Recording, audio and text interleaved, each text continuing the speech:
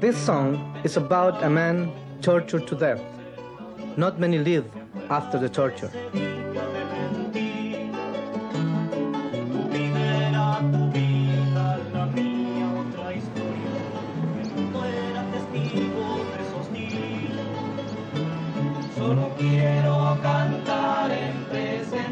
It started in 1969 when I came to Canada to do my postgraduate work as a psychiatrist.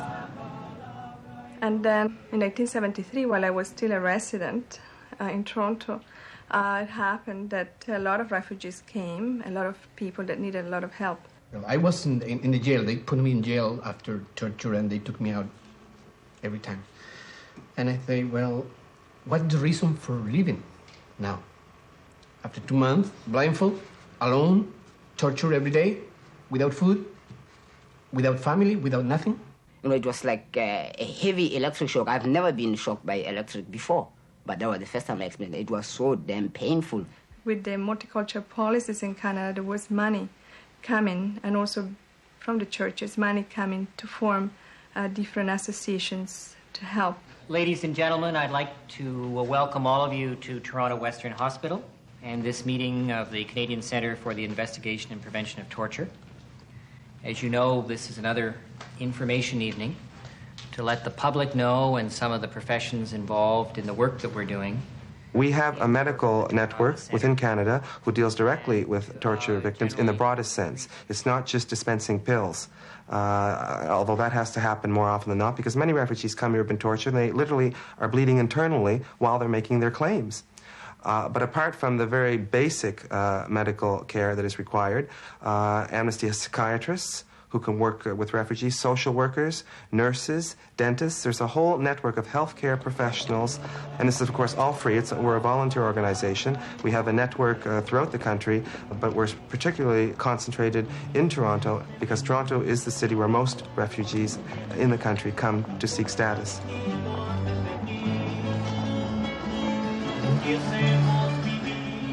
Canada's immigration policy for political refugees is uniquely liberal. Over 20,000 settle in the country each year. Many have suffered terrible tortures. This film does not look at the politics of the victims.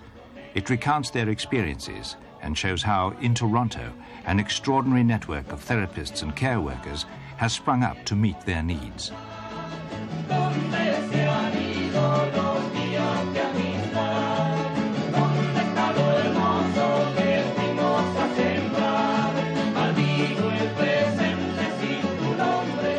The individuals that came particularly came with anxiety and depression. We tend to call it demoralization rather than depression, a syndrome that is similar to depression with lack of sleep and helplessness and feelings of hopelessness. One day around 9 in the morning after breakfast, we saw the military come over. So we went to the torture station in this house in the center of Santiago. And always the question was where was the general secretary, where we have the guns, but we didn't know anything about it. And they have in this basement of this old house in Santiago, they have la parrilla eléctrica, which is an electric bed where they tie you and they put you over to this bed.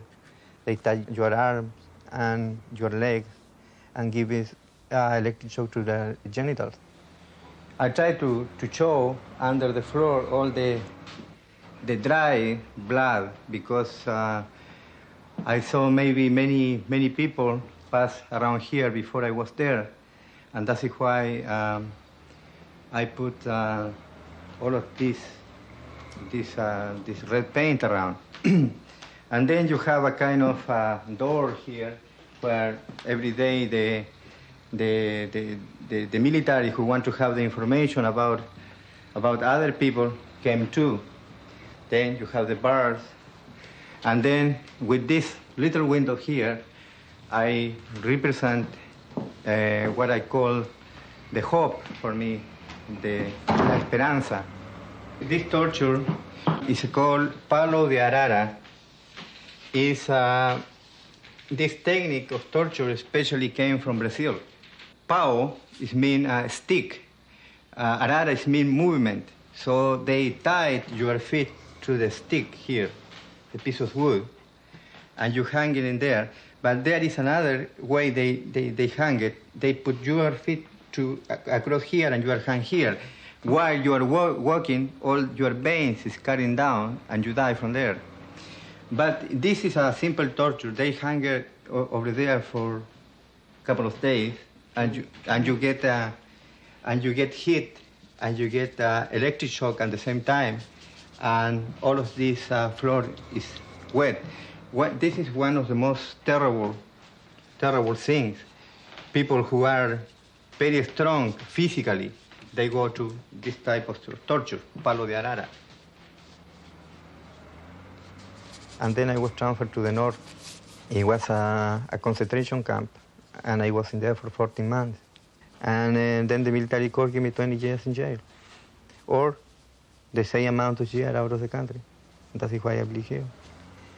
And I have a breakdown in Canada. So I went through many problems, drinking problems. I became violent sometimes, and I didn't understand what is going on here, and I started to question everything. I didn't find any answer for anything. And then I was in contact with Dr. Alodi. And at the beginning, I was very scared, and I started to tell my story to him, and I saw he was a terrible person. I couldn't cope with the life. And he told me, well, you are not the only exception. We have many cases with this type of problem, and I started to trust this man, and he really gave me a good hand. The present symptoms tend to be feelings of depression, overwhelming anxiety, insomnia, nightmares, and a preoccupation with events that brought them to this country a few months or a few years earlier. What is interesting is when one reads what the behavior has been with tortures with doctors. They seem to be particularly hard with doctors and people in the helping relationship, particularly angry with people that use empathy to other human beings as a method of treatment. I was in southern Chile. I was a general practitioner involved in rural health, which is involved with people and with their problems. The coup came, and like many other people, we were rounded up by hundreds. So then I was taken out with a colleague of mine, another physician, and there was a professor of the university in the region. The three of us were taken out, and we had to cross the city, and just joking, one of the men, a soldier, would put, for instance, the machine gun in the mouth of the prisoner, in this particular case myself, and will just make you cross laughing the entire city. They will torture you in different forms. Electricity, of course, applied to all parts of the body. Interesting enough, even during those experiences, I was stopped by a man who came making lots of noise, like if he was beating up other prisoners. And suddenly he asked me, he said, "Doctor," and then, of course, I wouldn't move, but eventually he insisted, and I noticed that his voice was different. And I turned around, and I realized that he was the father of a child that I had treated. And he was quite sorry for being himself in that position and finding myself in the, if you wish, at the other side. My wife at one stage had been told that I had been shot. So my children were very young, 2 and 4 years of age only, and for a long time they had difficulties. People cannot feel secure if they have been tortured or threatened, beaten, anything. It is extremely important to be able to provide that security. I remember I met a number of Salvadorians, and they would not go to the hospital, for example, if they needed to go because they felt they were going to be hurt. Any authority figure for them was a possible torturer. If you don't know, you may be doing lots of extremely inappropriate things, like where you want to do an electroencephalogram. That is very simple. Electroencephalograms in many places are fixed to the scalp with a small needle. So there are forms of fixing them that you don't have to use that. Now, the wiring in itself is threatening because many of them would have suffered electric shocks. Some people may not be able to go to see a dentist because some of the torture was in the mouth. Situations such as the one that a colleague of mine mentioned to me, that he cannot go into a bathtub or a swimming pool because he was given the so-called submarine. People where you're going to put something in their feet in order to loosen up the fibrosis that may have been the result of severe beating on the sole of the feet, and which leads to destruction and fracture of all the bone. Hanging people, very common.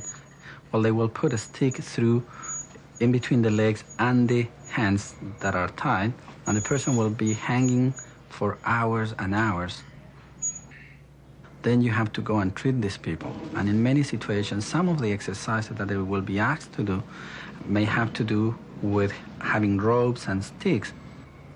This wax that is very hot, well, people have been burned. They have been put their hands or their feet into substances, chemical compounds that will produce severe burning. So all the things that one could do for the people that have been subjected to torture has to be tailored to their needs, and provided that some form of treatment, some form also of some love, I think, let's say it plainly, is given to them, and people may understand that they may not be given their best because they still feel inappropriate. I was pregnant, 2 months pregnant, and for example, on me they tried to beat on my abdomen because of my pregnancy, and they wanted to lose my baby. They broke my little finger, and then they took me to the court, and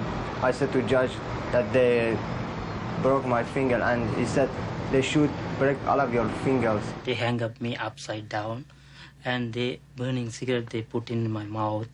Yeah, and then if I ask some water to drink when I am hungry, when I am thirsty, if I ask some water, they will give some urine water to drink some. At one point I was tied, my feet were tied together, and I was suspended from the ceiling, sort of feet up.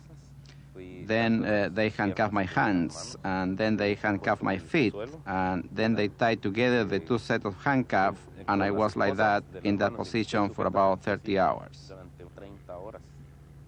These people experience this tremendous feeling of anger towards the country that accepts them. They want to go back. They feel, particularly with Canada, perhaps with the United States, they feel that the North is oppressing them, has oppressed them. And being here makes them feel very guilty because they are exactly in the place that they should not be.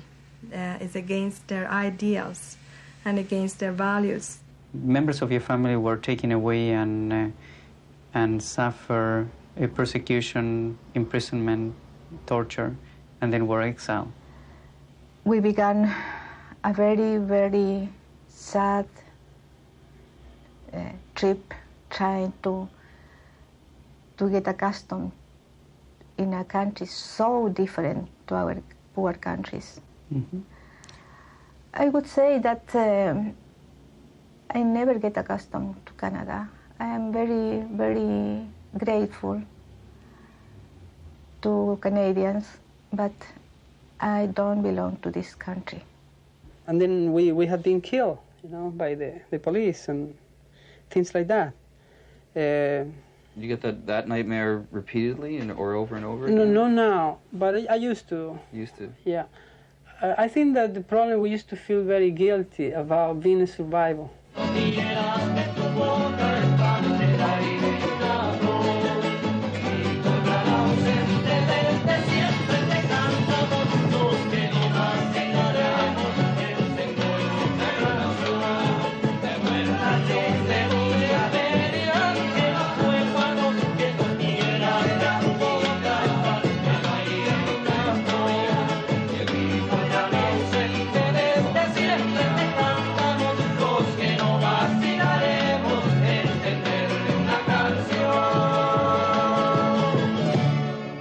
Torturers, what they want is to make the victim powerless Therefore, some of these people come here feeling totally hopeless and helpless. Torture is something more than physically injured people. It's more than that. I believe that the torture, when the people had to torture, the only reason has to destroy the person. They have to destroy the personality because they believe the personality is the main point, the main thing for living. In my case, in the case of the situation of my country, I think they try to justify the torture because of political reasons. But I think there is no political reason in the world able to justify torture at all.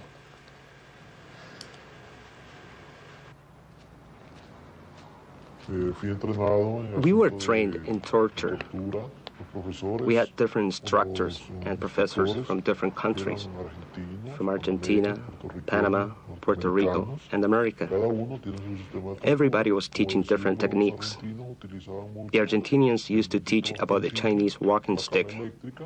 This is like an electrical device that you apply to a person who is totally wet. And you apply it to the skin or weak parts like the tongue or the testicles or any part that is painful. And the Puerto Ricans used a method called the bucket. This consisted of tying the person's testicles with nylon fishing line and then tying the other end to a bucket. Then you put corn or stones inside the bucket, gradually increasing the weight until the person cannot resist any longer, or even the testicles are torn off.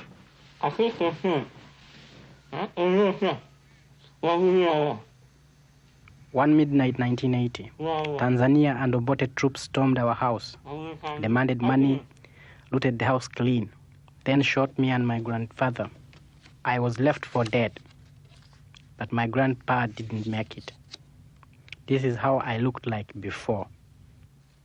After 6 days, in a Kampala hospital without treatment, some friends smuggled me out into Kenya. This is how I arrived. Then a Dutch Christian group took me to Amsterdam, where I had 12 operations. Nairobi, Amsterdam.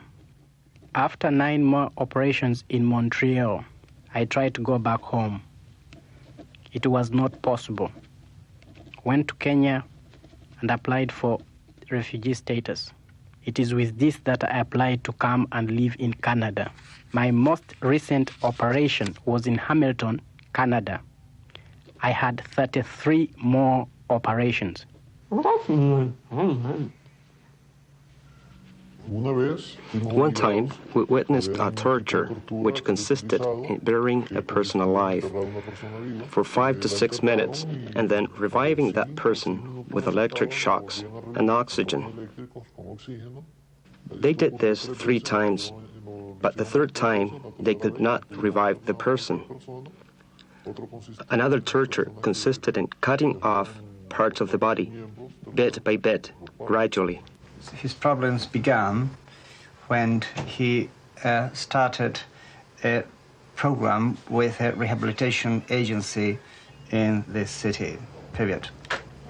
The nature of the institution, with its long corridors and staff moving about in a routine and disciplined manner, gave him a particular feeling of tension, period.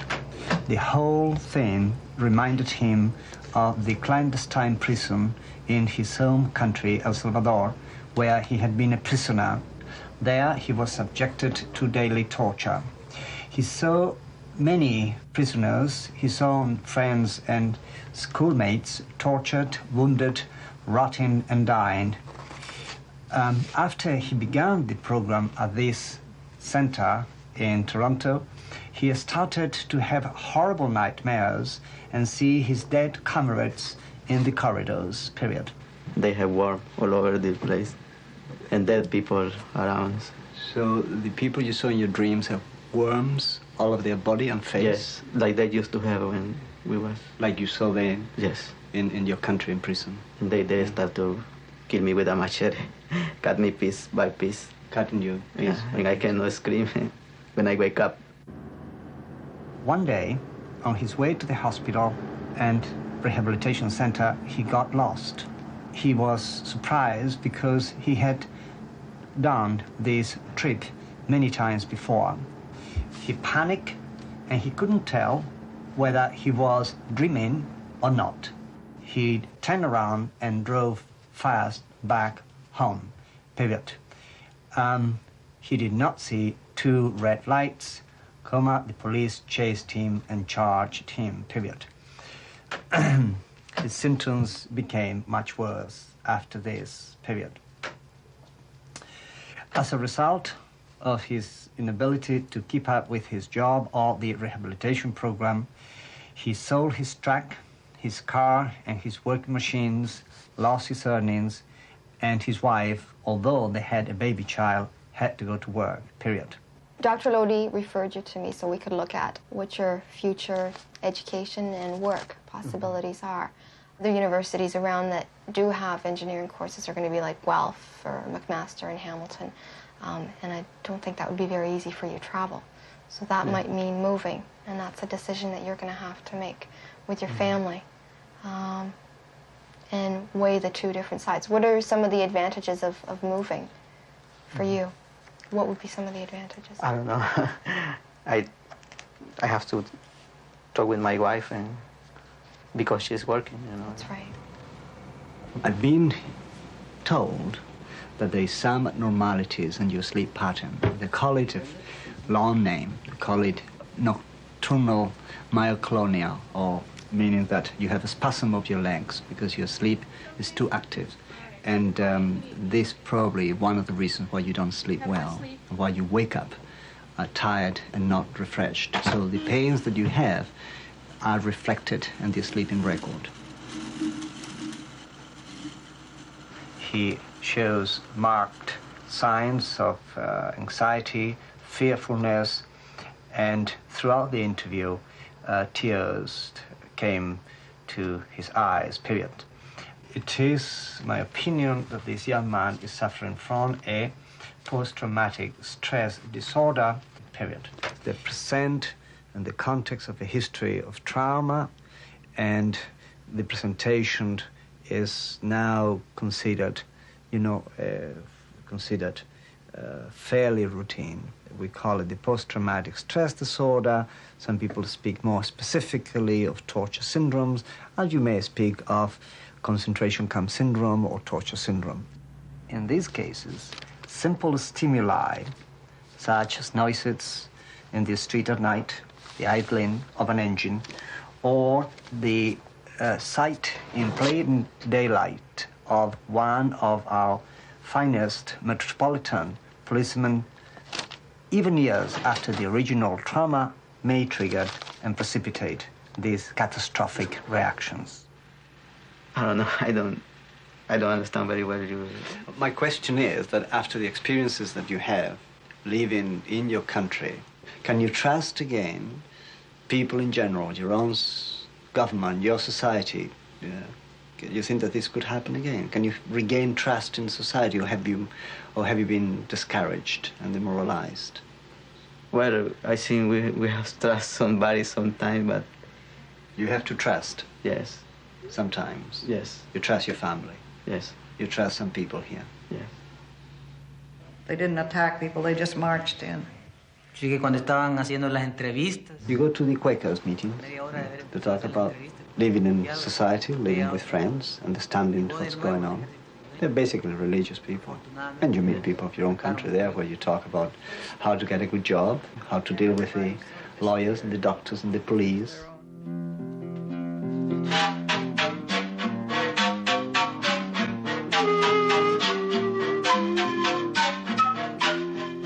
The name is Atacameños, which is a place near to a concentration camp.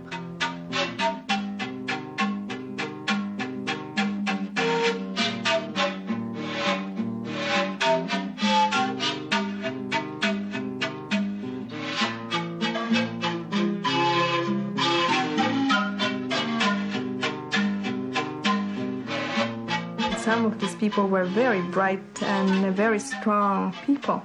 They were overpowered by humiliations, physical abuse and psychological abuse.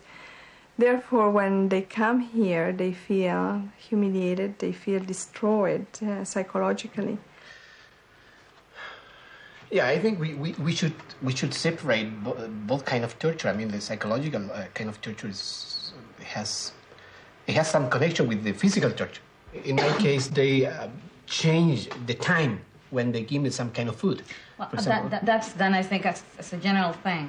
Oh yeah, it's standard. It's a standard procedure for all. I mean, like, for example, put you in a cell and then they turn on the lights all day. I mean, you never know when is day, when is night, what time has gone, and you don't know that kind of thing.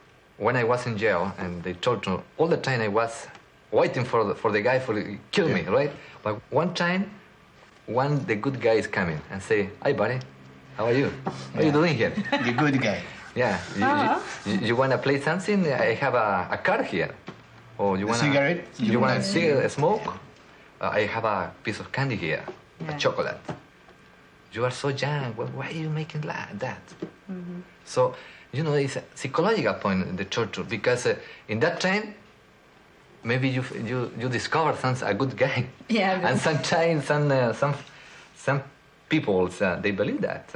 Yeah. That's true. I think it's really important to clarify the question that he made. Is most of the people think that psychological torture is something really weird and special, with a special effect, with machines and some kind of special thing like that. But psychological torture is just, for example, to put you alone in a cell, isolated for months, years, or, for example, blindfold. That's psychological, because that breaks your universe around.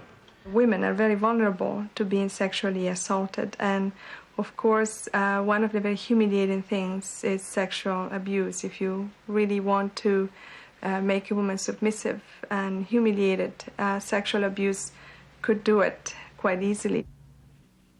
A veces capturaba el esposo, las hijas, un matrimonio. They would capture sometimes a husband, a wife, and the girls. The girls and the wife would be raped in front of the husband in order to force him to speak.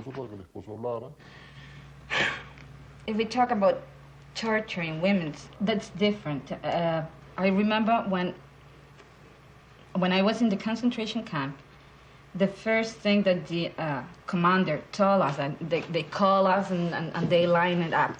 And so this guy started insulting us and then telling us that we're whores and prostitutes and so on, so on. So, and after that, he said to us that women that were there, we had committed 2 crimes. 2 crimes? 2 crimes. One of so the we women. were going to be treated in relation to the guys, to the men, worse than them, because we had 2 crimes. The first being women involved in politics. Yeah. And after that, that was the first crime. And the second crime is that we were against, or we didn't agree with the government. So that was the second crime. Did you been tortured with another woman? Pardon me? Did you been tortured with another woman? I mean, another woman tortured you? Oh, yeah. Yeah? Yeah. I think that must be really, really... It's really... Well, it's really bad, but... I mean, the feeling at that moment, you don't mind if they're a woman or man. Yeah, that's right. Yeah. Well, sometimes you don't know at all who is who. I mean, what our experience was that, for example, the women sometimes were worse than men. My friend was a woman, and the bastard, they said they raped the night before, and it's very strange what happened to me. There is an experience that was very well known.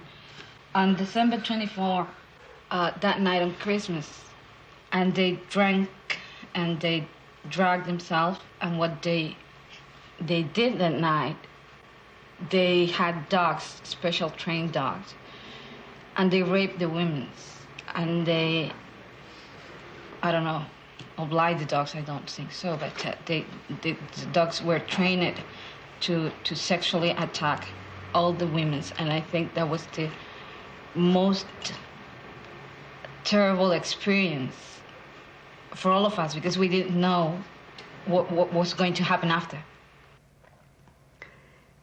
First of all, they asked us to get our clothes off and immediately get them on. Sometimes we were left only with our shoes and sometimes nude, absolutely nude. They laid us on the floor. First it was individually, and then it was a collective torture. And lying on the floor, one of them held our knees and the other one stepped on our back and started applying electricity. First of all, sitting down in a position and then lying down again, especially in regions like the breast and the vagina. I think we were so destroyed that they let me rest for about a day and a half until another session of torture began. And it was with different car utensils, screwdrivers and things that I used to put the tire out of the car. They put pieces of steel or stone covered with a tire and started beating our body again. When I ended, when the session was finished, I discovered that I had ribs broken and I was still bleeding from my vagina and my knee. The next day, a new torturer came that had been trained in Santiago, Chile, and started working on first on a psychological torture, and then on a more sophisticated one that had to do with tweezers and small instruments that he was carrying in a little bag. The tweezers had all different points and angles, and he started removing our flesh, our blood, our pieces of skin where the injured had been done before. I know that I was destroyed internally, my vagina, my uterus, during the torture session. Twice I've made appointments to visit the doctor, and I have not been able to go. So you haven't seen any gynecologist? Never. I have always been very afraid to do it. This is very common. I have my own experience in torture. It was not as bad as yours, but I've been seeing other patients who has been tortured. All of them have, most of them have your problem. Well, Veronica, I think I have to examine you now. Okay. Could you please come with me? How do you feel in this moment? Afraid. Afraid. I've been able to work with several women who has experiences of torture, either themselves or their husband. I've been talking to many widows. I am the gynecologist of many widows from El Salvador. And at least they can tell and cry, and they know that I can understand. Because I knew exactly what the reality is. When the coup came, I was working as a surgeon, doing a residency in surgery. I was in charge of emergency, etc. Suddenly, they took me out, blindfolded. And the first time I feel something that was electricity. After that, I knew it was electricity, because I felt something like somebody hitting me. I know that they put one thing in my mouth. No, I don't know where. I don't remember. It's incredible, but I don't remember. It looked like put something in my head. I don't think I have convulsion anyway. No? But many times they put in the arm, and once they tried to put me in the genitalia. I didn't feel anything, though I assume they didn't do too much. Those were short episodes. I see other friends with burn, with biting their tongue. Though I cannot claim that I was badly tortured, really. The mental torture probably was worse than the physical one. When you are isolated for some time, it's ridiculous, but you feel that could be a good thing for you, somebody take you out, even if they are going to torture you. At least you're going to see the face of somebody else and talk to somebody, you know? And then they brought me to a room, I assume was where the horses drink or something like that. And I was blindfolded, and they put my head underwater. And that was terrible. And in the middle of the night, they sent me to the room where I spent 2 nights. The room was a silos. The only thing in the lower part, it was water, and there was no place to sit. So if I sit in the water, because of the capillarity, all the water went to my clothes. The cold was unbearable, and it was terrible. I was afraid of dying. I was unable, and still now, I am unable to swim. I cannot tolerate the water going close to my nose. Even having shower, if I have too much water in my face, I become a little uptight. I am still psychologically affected and feel guilty about what happened to these people and what we did. But at the time, I felt obliged to cooperate and could not escape from the system. It's the fact that somebody, a man, can do something to another man, and everybody laughing. They are sick people in this moment. Though it's difficult to say that happened to me and explain clearly. You feel ashamed. I think you feel ashamed for the human being who did that to you.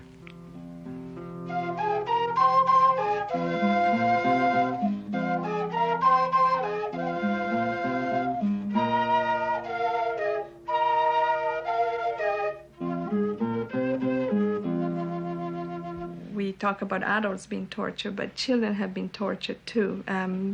Children from high school, 14, 15 years old. Family groups have been together during torture sessions. Then children have participated. She was once playing in the ground in the village, and they were so used to find decapitated bodies and people dead in the road that she was about 4 years old, and her father found her playing with the head of a person, of a man, and she will turn to her dad and said, "Dad, I am taking the ants from this gentleman's head," and she was playing with the head in the ground. That was it. And she also remembers once that there were 2 ladies in the village that were about to have their kids, and they were open, right, because they were accused of collaborating with the commandos or whatever. There was no proof, of course, and they were opened up, and the babies were taken out. The babies died, of course, and so did the ladies, and they were put in the middle of the village, and there was a band there saying, "Whoever dare to touch this person will die too." So they were eaten by the dogs, you see, and the kids, they will just be so used to that they will just, use the bones to, to play with them. Every time when they say to me, "We're going to kill your baby," I said to them, "It's okay, I don't care. Before you got me, I was planning to have an abortion, so go ahead." So I convinced them. My baby born in jail, and I have to spend 2 months more. And even during all the time, I have to reject the baby. Yeah, I have to show a rejection to my baby, and I couldn't establish any bond, emotional bond with my baby. How do you think that has affected you and your child to this point?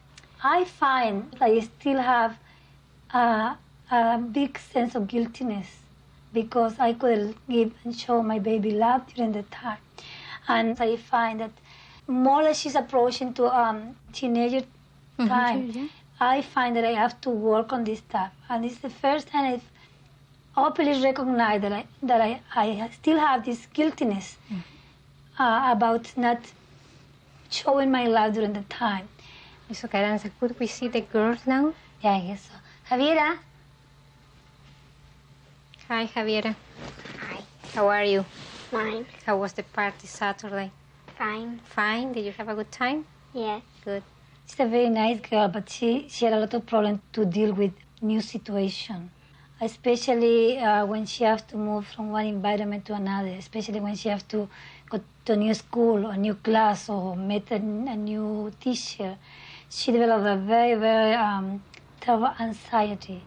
With younger children, what we find, or what I particularly find, is sleeping difficulties, eating problems, things that have to do with body functions, tremendous irritability. With a little older children, I find regressive sort of behavior, children that are bedwetting again, are soiling themselves, are very clingy, are very independent to their parents, depression, social and emotional withdrawal, and aggression. I'm one of 9 teachers from different parts of the world who have developed an expertise in the reception of immigrant children. Some of the children are very, very shocked, and some have forgotten how to read if they did go to school before, and may take quite a while in being able to come back to their normal appearance as children and be able to play. Others don't say much and have reactions of panic afterwards. For instance, if there's a fire drill in the school, we have had children who run around in panic, and it was very hard for us to know at the beginning what was happening. We are now more cautious with refugee children. We know that that could remind them of a siren or of their parents being taken away. We've also learned from panic reactions when the police have visited the school, which was a very normal procedure. There's the friendly policeman that comes to talk about traffic safety. We're now much more careful in inviting refugee children to these sessions because they have seen scenes of police brutality back home, and they are very panicky about them. Survivors International was established to provide psychological support to torture victims living in exile in Canada. There is no provision other than the United Nations Voluntary Fund for Torture Victims for the establishing provision of rehabilitation. And at present, there's no way, except under national law, for people to obtain compensation from those who have tortured them. So this was one of the purposes of the organization, is to engage the lay community in caring for individuals who have survived the experience of torture. One of the strategies that we are using is to train lay people to help those who've been through this experience. They're trained to understand what torture is, what its consequences are, what the needs and problems and resources are available to help survivors living in this area. I get beaten, so them beat me, and I have scar all over my body, head to toe. So I spent 6 months in hospital with that. And he had a collapsed lung, broken ribs, and extensive scarring. And his sister was found murdered. She was burned to death in her house and tied to her bed. So I've been trying to help him on a very basic level. He has trouble eating, he has trouble sleeping, he can't seem to keep a job for any length of time. I think partly because of his own problems and partly because he's just in situations where frequently he's laid off. So what I have to do is to give him moral support, and I'm helping him with his immigration problems, legal problems also. He's up on another assault charge. He's had, there was an assault charge some time ago which was dropped. But the point is this, if they deport me, my government know about I'm a convention refugee in Canada, and if they get deported and go back, I just by the airport and will hold me up there. So I don't get a chance to stay in Guyana back. Yeah. Well, I don't know whether your government does know. Usually it's kept secret who is deemed to be a convention refugee or not. But it may be that they have some way of knowing. That is a factor in your favor, and that is a strong reason why Canada and the Immigration Appeal Board would not deport you.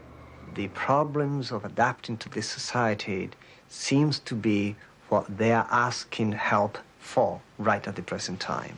Therefore, The treatment or rehabilitation offered is a comprehensive offer in which the medical part is only part of the whole service.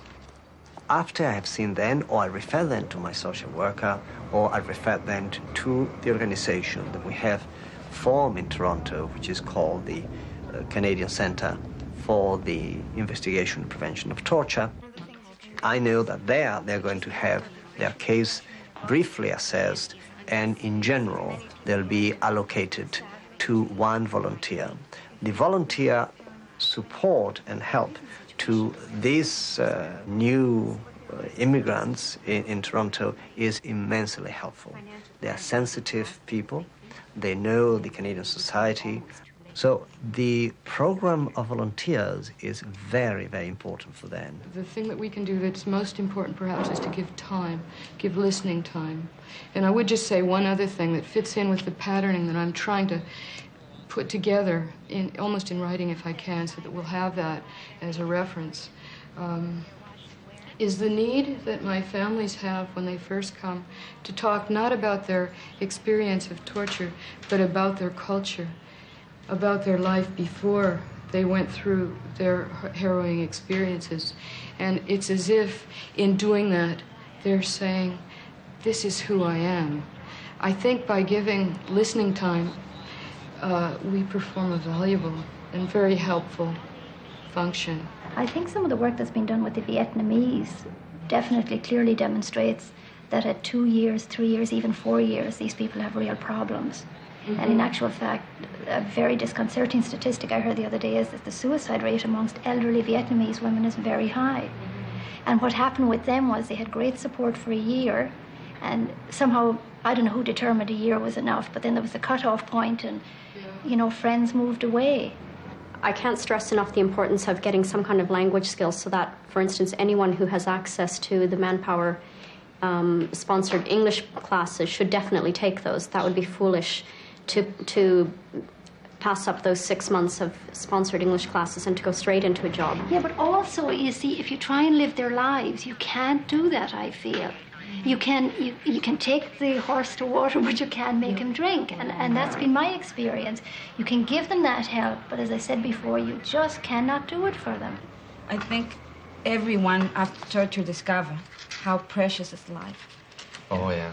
I mean, the fact that you discover that breathing or seeing freely or walking or talking, that's, it gives a kind of different value. I mean, you face things different.